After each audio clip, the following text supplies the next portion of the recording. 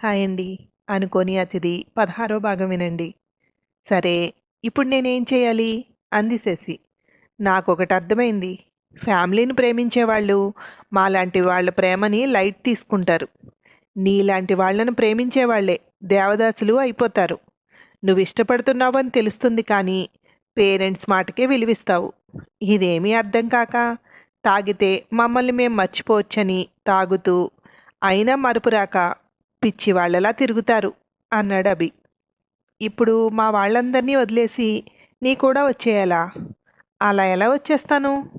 ఇప్పటి వరకు మనం ఒకరికొకరు లవ్ ప్రపోజ్ కూడా చేసుకోలేదు అంది. నా మనసు నాకు చెప్పింది నువ్వు నన్ను ప్రేమిస్తున్నావని. నీ మనసును అడుగు, నా గురించి చెప్తుంది. నమ్మితేనే కదా ఇష్టపడతారు. నమ్మకం ఉంటే రావాలి, నమ్మకం లేకపోతే రావద్దు. నీ దారి నీది, నా దారి నాది. రేపు మార్నింగ్ 7కి నేను మీ హాస్టల్ బయట వెయిట్ చేస్తూ ఉంటాను. బ్రేక్ఫాస్ట్కి బయటికి వెళ్దాం. నీకు ఇష్టమైతేనే రా. నేను ఒక 10 మినిట్స్ వెయిట్ చేస్తానంతే. రాకపోతే నీ లైఫ్లో ఎప్పటికీ కనపడను. బాగా ఆలోచించుకో, ఆలోచించుకునే నిర్ణయం తీసుకో అన్నాడు. దేని గురించి ఆలోచించాలి? బ్రేక్ఫాస్ట్కే కదా పిలిచావు, దానికి ఆలోచన ఎందుకు అంది. నేను నీ గురించి మా వాళ్ళందరినీ వదులుకోవటానికి సిద్ధంగా ఉన్నాను. నువ్వు అలా ఉన్నావా? నా గురించి ఏదైనా చేయగలను అనుకుంటేనే నా కూడా రా. అంటే నా భావం అర్థమైందా? నా గురించి మీ ఇంట్లో వాళ్ళని ఒప్పించగలగాలి. ఒప్పించలేకపోతే నా కోసం వాళ్ళని వదులుకోవాలి. అంత ప్రేమ నీకు నా మీద ఉండాలి. రాత్రంతా బాగా ఆలోచించి అంత ప్రేమ ఉందంటేనే ప్రొద్దుట బ్రేక్ఫాస్ట్కి వెళ్దాం.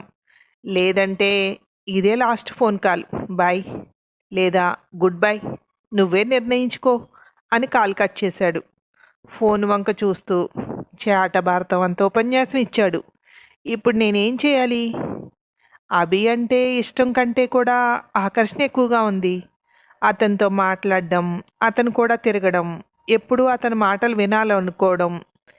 కానీ అలా అని ఇంట్లో వాళ్ళందరినీ వదులుకుని అతను కూడా వెళ్ళగలనా? అమ్మో, నేను లేకపోతే వాళ్ళందరూ ఉండగలరా? నా మీదే అందరి ఆశలు ఉన్నాయి. పిన్ని ముందే హెచ్చరించింది. అందరూ కూడా కుటుంబ పరువు తీశావు అని తిడతారు. కానీ నానమ్మ అభిని చేస్తే బాగుంటుంది శశికి అంది అని రేఖపిన్ని చెప్పింది. అది నిజమైతే నేను ఇంట్లో వాళ్ళని ఒప్పించడం ఈజీ అవుతుంది. నానమ్మ ఒప్పుకుంటే ఇంకంతకంటే కావాల్సిందేముంది? అభి ఇంట్లో వాళ్ళు కూడా ఇష్టపడాలి కదా. ఇష్టపడకపోతే వాళ్ళందరినీ వదులుకొని వస్తాను అంటున్నాడు కదా. అలా అంటున్నాడు అంటే ఇంట్లో వాళ్ళు ఇష్టపడకపోతే నువ్వు అలాగే వదులుకుని వెళ్ళగలగాలి. తనకు తానే ప్రశ్న జవాబు కూడా చెప్పుకుంటోంది శశి. నిద్ర పట్టట్లేదా అడిగింది అఖిల. కొన్ని ప్రశ్నలు బుర్రని తినేస్తున్నాయి. నువ్వెప్పుడైనా ఎవరినైనా ప్రేమించావా అంది శశి. నేను 10థ్లో ఉండగానే ప్రేమలో పడ్డాను. కానీ బయట వ్యక్తి ఎవరూ కాదులే, మా చుట్టాల అబ్బాయి. దాంతో పెద్దగా ఇబ్బంది అవ్వలేదు. ఇంట్లో అంతా ఓకే చెప్పేశారు. ఇంకా 1 ఇయర్ చదువు ఉంది అతనికి. జాబ్ ఎప్పుడొస్తే అప్పుడు మా పెళ్ళి. అప్పటి వరకు ఖాళీగా ఎందుకని ఇక్కడ జాయిన్ చేశారు.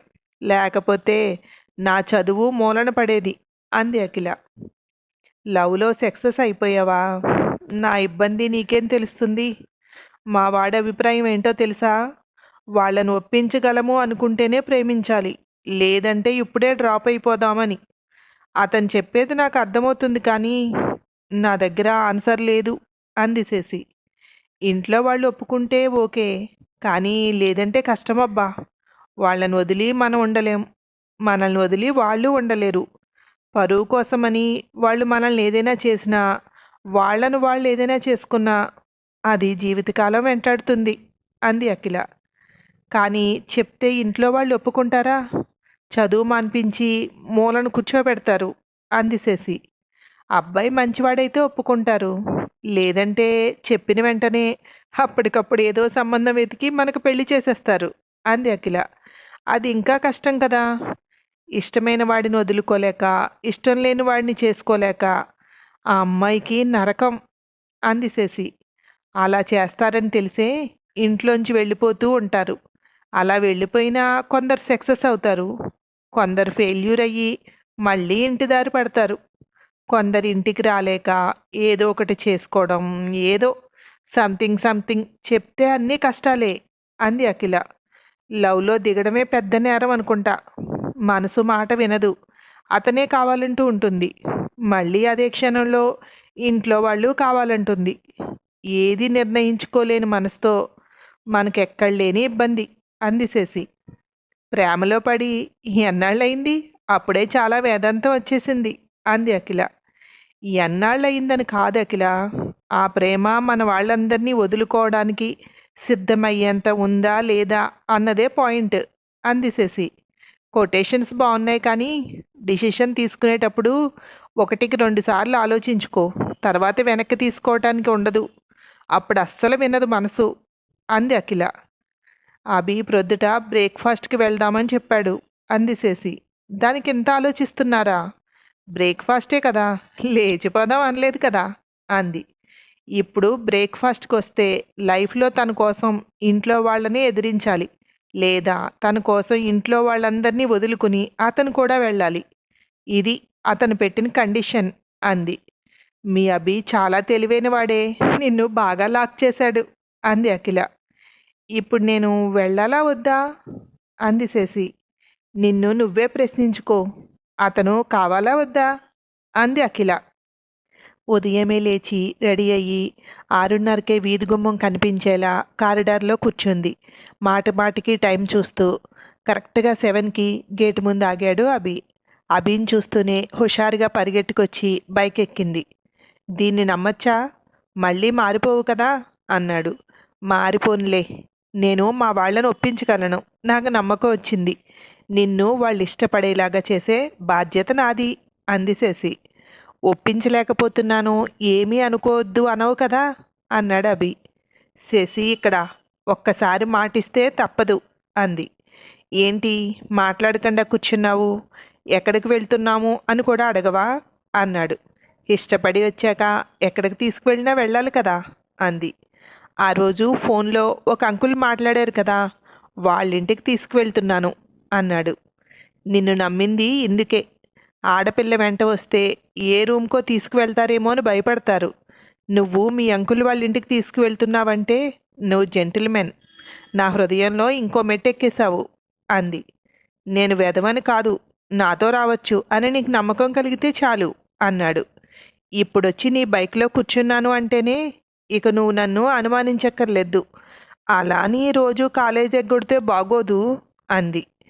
ఇది అనుమానం కాదులే, రోజు ఇదే పనా నాకు, నేను వెళ్ళాలి కాలేజీకి అన్నాడు. ఇప్పుడు నీ కోపం పోయిందా అంది. నాకు నీ మీద కోపం ఎప్పుడూ లేదు, నువ్వు మరీ నన్ను మీ ఫ్యామిలీ ముందు తీసి పారేస్తుంటే నచ్చలేదంతే అన్నాడు.